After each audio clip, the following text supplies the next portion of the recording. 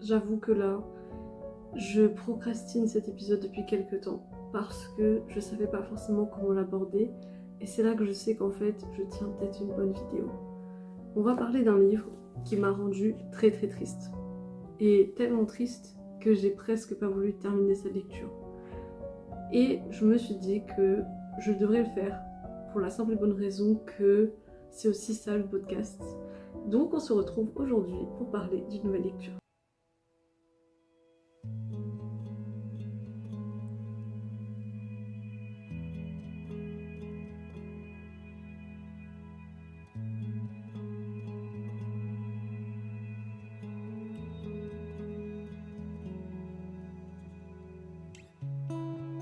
Bonjour à tous et bienvenue sur Always Book Club, le podcast. Aujourd'hui, on se retrouve pour un nouvel épisode.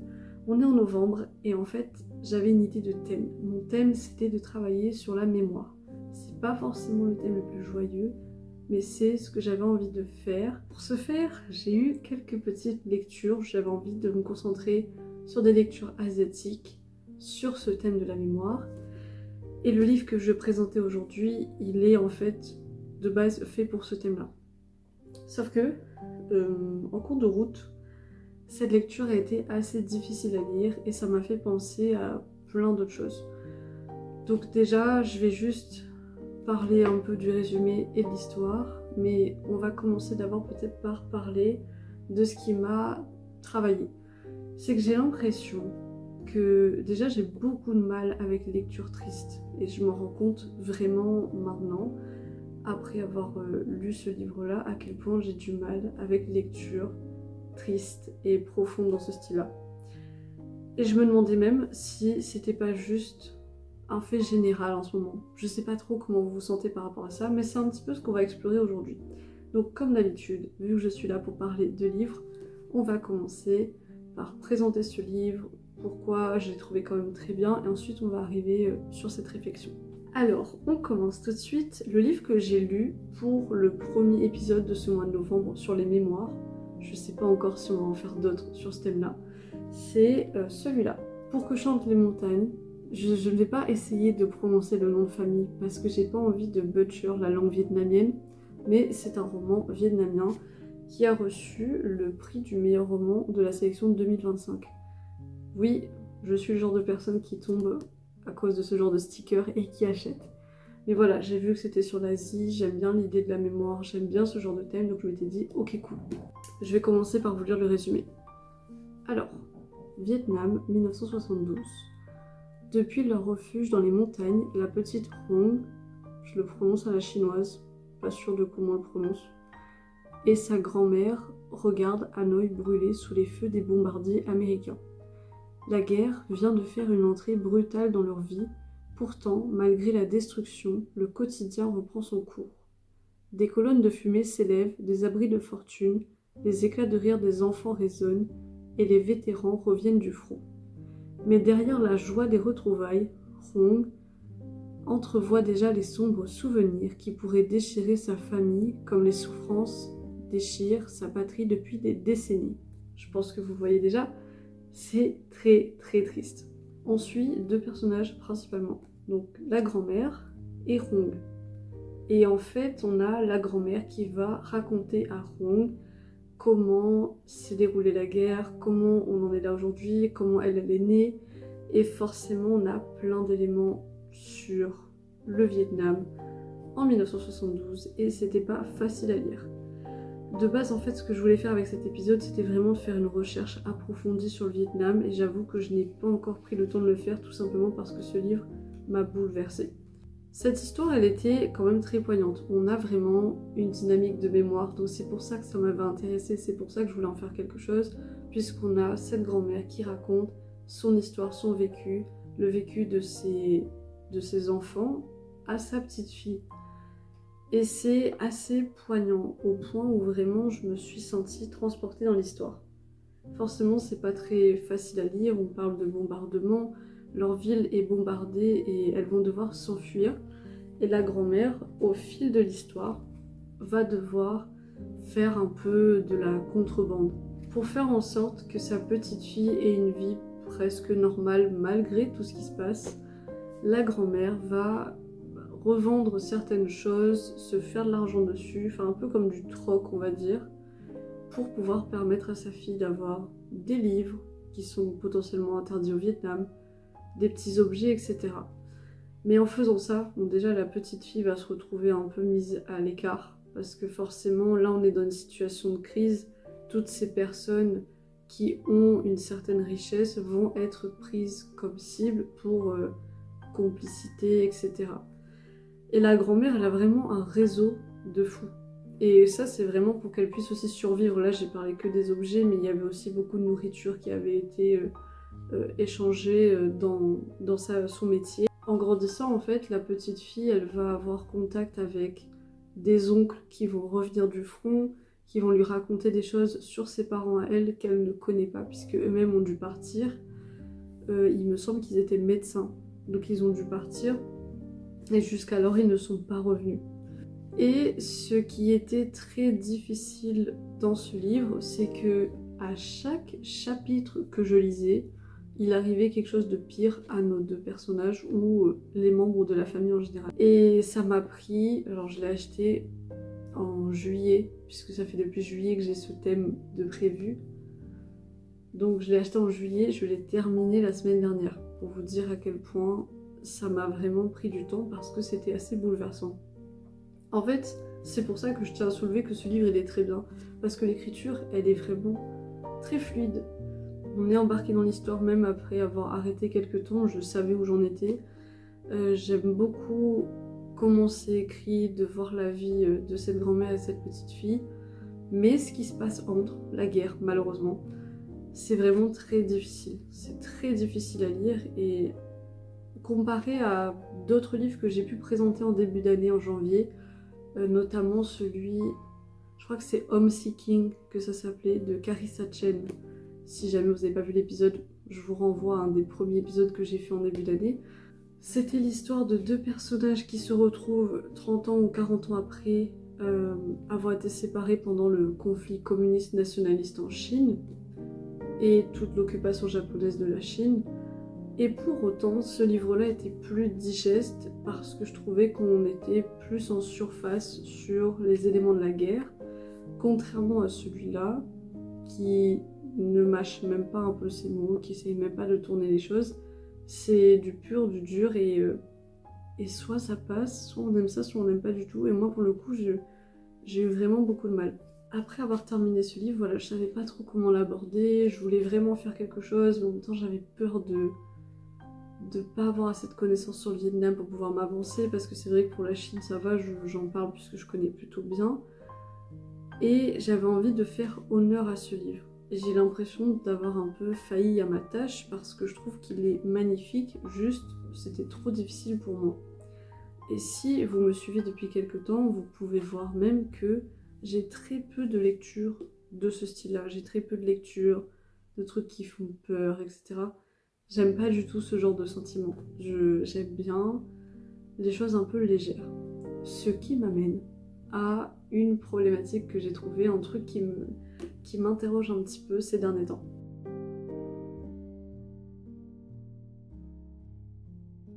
La problématique que j'ai, c'est est-ce qu'on n'est pas dans une ère où on n'a pas forcément envie de parler de choses qui sont tristes. Je vais commencer un petit peu pour ma part. Personnellement, j'ai beaucoup de mal avec les livres tristes parce que je pense qu'il y a eu des choses aussi peut-être dans mon vécu qui font que ça résonne pas de la bonne manière, j'en sais rien, mais je pense que j'ai aussi un côté très empathique et puis j'ai aussi quand même une assez bonne imagination. Donc ce genre de truc là, j'ai l'impression d'y être. J'ai l'impression d'être dans la guerre, ce qui n'aide pas parce que si vous avez regardé mes vlogs, j'en ai parlé déjà 2 ou 3 fois. J'ai même fait tout un épisode, 2 épisodes même, sur un livre sur l'anxiété. L'anxiété c'est vraiment un souci que j'ai au quotidien, mais je pense que je suis pas la seule à l'avoir. Et j'ai vraiment l'impression que c'est lié à notre époque. Forcément, depuis très longtemps maintenant, on a quand même eu beaucoup de guerres, on a eu beaucoup de choses qui se sont passées. Et c'est pour ça que je dis juste que c'est un avis. Si vous avez d'autres choses à dire, n'hésitez pas à me le dire en commentaire. Mais j'ai l'impression que depuis 2020 je dirais que c'est le Covid pour moi qui a un peu tout commencé. On a ce côté où on veut plus entendre forcément des choses très dépressives et très tristes, même si elles peuvent être vraies, même si c'est un moyen de travailler sur cette question de la mémoire. Moi personnellement, le Covid m'a beaucoup affectée. J'étais loin de tous mes proches, puisque je faisais mes études en métropole. Je venais de revenir de mes études en Chine. J'étais seule, confinée dans un appartement, toute seule, en métropole, et toute ma famille était à La Réunion. Et quand vous allumez la télé ou vous écoutez les infos juste pour savoir un petit peu ce qui se passe dans le monde et que ça continue, il y a tel pays qui a fait ça, tel pays est carrément coupé du monde à cause du Covid, etc. Ça fait quand même un choc. Plus ça va maintenant et plus les informations, je trouve qu'elles sont vraiment bouleversantes. On peut prendre vraiment plein de choses. Ce qui se passe avec la Palestine aussi, ce qui se passe avec les Ouïghours, on a vraiment malheureusement beaucoup de choix en termes de news un peu dépressives. Et en fait, ça me mène peut-être à une hypothèse sur pourquoi, de mon côté en tout cas, et peut-être que pour vous aussi c'est pareil, je n'ai pas forcément envie de lire de choses tristes, c'est que c'est carrément en lien avec mes besoins émotionnels. Je m'en rends compte de plus en plus que moi, les lectures, il y a deux catégories. Soit je suis là pour apprendre des choses, soit je suis là pour avoir une sorte de fuite ou de confort. C'est un peu les deux genres. Fuite de tout ce que j'ai à faire dans une journée et confort parce que justement, après avoir fait tout ce que je fais dans une journée, j'ai juste envie de lire un truc qui me permet de m'évader de ma situation présente. Et forcément, c'est lié à ce que je viens de dire. Pour moi, on est un peu dans une époque où collectivement, on a envie de fuir cette tristesse. Et forcément, on recherche une sorte de répit dans la culture. Et pour moi, ça se voit à plein de niveaux. Déjà, si on prend un petit tour en librairie. Là, vous faites un tour en librairie en ce moment, et même en général. Si on enlève la table de la rentrée littéraire, si on enlève cette table-là et qu'on regarde aux alentours, là en ce moment en librairie, on a de la romance de Noël, beaucoup de romances de Noël. D'ailleurs, est-ce que je vais pas m'infliger ça pour le mois de décembre? C'est fort probable. Je vous invite à suivre les jeux de vidéo. Et on a aussi beaucoup de livres qui vont être plutôt sur des thèmes assez légers, assez aussi optimistes. Je pense qu'on a pas mal d'auteurs qui essayent d'écrire des choses un peu plus optimistes en ce moment. On n'a pas forcément ce genre de roman triste qui fait réfléchir sur des thèmes, des choses, des événements qui se sont passés assez récemment quand même. Ça, je trouve que il faut vraiment faire un tour de la librairie en général pour le voir. Si on prend le cas des réseaux sociaux, BookTok, Instagram, forcément aussi, on a, pareil, que des choses qui sont un peu plus dans le feel good, que ce soit encore une fois au niveau de la romance, même si bon, il y a le rise du dark romance, donc je sais pas trop si c'est du feel good. Ça, c'est peut-être une autre question. Je ne sais pas encore si j'en ferai une vidéo sur la dark romance. Mais on a ces tendances qui reviennent. On a le romantasy, on a tout ce qui est cosy en général, cozy mystery, les livres aussi écrits feel good, et on a ça aussi au niveau des films et des séries. Je pense que ça s'exclut pas. Enfin, je pense pas que c'est juste au niveau des livres, mais je tombe dans cette catégorie, j'avoue. Moi-même là, ces derniers temps, j'ai lu de la cozy mystery et j'adore la cozy fantasy. J'adore les livres où il se passe pas grand-chose. Et ça se représente aussi au niveau des films. Par exemple, un de mes films préférés de la Terre entière, c'est Perfect Days. Je sais pas si vous avez déjà vu ce film. Il est très très beau à regarder, esthétiquement super plaisant, mais il se passe pas grand chose, faut pas se mentir, le mec il nettoie des toilettes. Voilà, au Japon. Quand je dis comme ça, on dirait que le plot est nul, je vous jure, le film est très bien. Mais j'aime bien ce genre de truc où on est un peu dans il se passe pas grand chose. Ça, c'est vraiment le truc qui me plaît et j'ai l'impression que ça se représente un petit peu en général en ce moment dans ce qu'on peut voir ou lire ou écouter. Un autre point que ça rejoint quand je dis que c'est pas juste au niveau des livres et des séries, on a toute la culture du slow living. Aujourd'hui, on a cette idée d'avoir un petit cottage, de pouvoir faire les choses de manière homemade, de pas dépendre autant de la société de consommation. On a quand même cette ère qui s'est mise en place pour moi au niveau du Covid, hein. Quand le Covid a commencé, c'est là où tout a pris un peu un truc. On était dans le slow living, consommer moins, faire les choses par soi-même, vivre dans un petit cottage avec des chèvres et des mini-cochons, pourquoi pas, parce que on veut une vie plus tranquille et pas la hustle life de New York ou de Paris. Si on prend l'exemple des séries, pour moi, série cosy, on a bien sûr Gilmore Girls. Gilmore Girls, c'est genre le summum de la cosiness. C'est trop bien. Une mère et une fille dans une petite ville. Ok, Gilmore Girls saison 1 à 4 max. Non, saison 1 à 3. Saison 1 à 3. À partir de la 4, ça commence à aller un peu en vrille. On n'est plus du tout dans du cosy. Mais au début, c'est très cosy. Et la question, bien sûr, c'est qu'est-ce qu'on perd lorsqu'on évite ce genre de livres tristes qui vont évoquer, par exemple, la guerre du Vietnam. Je pense qu'il y a une partie de la littérature tragique qui nous lie peut-être un peu à notre condition humaine, malheureusement. On a cette idée quand même de mémoire, de compassion, et que sans ce genre de livre, sans ce genre de rappel sur ce qui s'est passé dans le monde, on reproduirait quand même beaucoup de bêtises.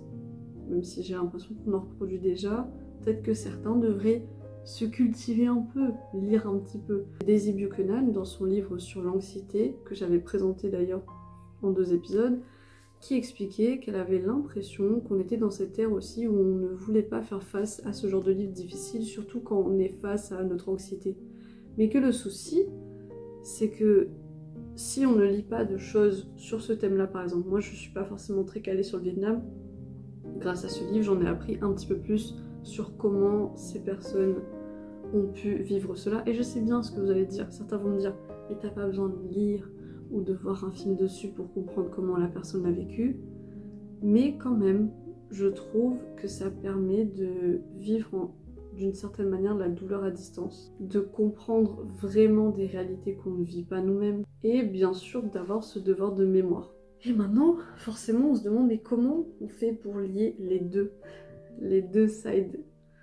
Je pense que c'est pas une question de choisir entre lecture cosy ou lecture bien traumatisante, mais peut-être de repenser à un certain équilibre émotionnel dans nos lectures. Peut-être qu'on peut trouver des œuvres alternatives à celui-là pour des moments où, moi par exemple quand je fais de l'anxiété, je peux peut-être trouver des livres qui vont toucher de cette thématique de la tristesse, mais peut-être pas aussi graphiquement que ce livre Pour que chantent les montagnes le ferait. La seule contradiction que j'ai trouvée à tout ce que j'ai dit jusque-là, c'est que on a quand même des livres ces derniers temps, pour la rentrée littéraire notamment, qui ont fait beaucoup parler d'eux et qui sont sur des thèmes qui sont pas joyeux. Et ça me fait penser, parce que récemment on a regardé La Grande Librairie en classe, et c'était avec Laurent Mauvigné, celui qui a gagné le prix Goncourt. Il a écrit un livre qui s'appelle La Maison Vide. Il va parler donc de sa mère et de sa grand-mère, enfin de toute sa famille. Il va parler de toute sa famille et il va essayer de reconstituer ce qui a pu se passer dans sa famille. Le livre de Laurent Mauvigné sur les plateaux télé, pour moi c'est le seul exemple de livre triste, parce que là pour le coup je pense qu'on est sur du très triste, qui a quand même de la lumière, qui est quand même mise en avant, mais bon, c'est aussi parce que c'est un prix Goncourt. Pour moi, c'est vraiment cette idée de peut-être trouver un équilibre entre les livres cosy et les livres qui sont assez difficiles à lire. Et j'avoue que pour ma part, c'est pas encore le cas. Et que j'ai vraiment envie de faire quelque chose sur le travail de la mémoire ce mois-ci, mais je ne sais pas si j'aurai la capacité de le faire et si j'arriverai à aborder toutes ces questions. Je veux juste conclure cet épisode en disant que peut-être que notre génération ne fuit pas forcément la tristesse, mais peut-être qu'on essaie de trouver une manière douce de la traverser. J'espère que cet épisode vous a plu. Si vous a plu, n'hésitez pas à me faire un retour, que ce soit sur YouTube, Instagram, en commentaire, en message privé, comme vous voulez. Le but, c'est aussi de créer un échange avec vous, et peut-être que vous pouvez me conseiller des lectures qui sont à caractère triste, mais pas au point de me causer de l'anxiété. Je suis preneuse. Et si vous avez réfléchi à cette question-ci, du slow living, de l'ère dans laquelle on est, n'hésitez pas à me faire un retour. Et je vous dis à très bientôt pour un nouvel épisode.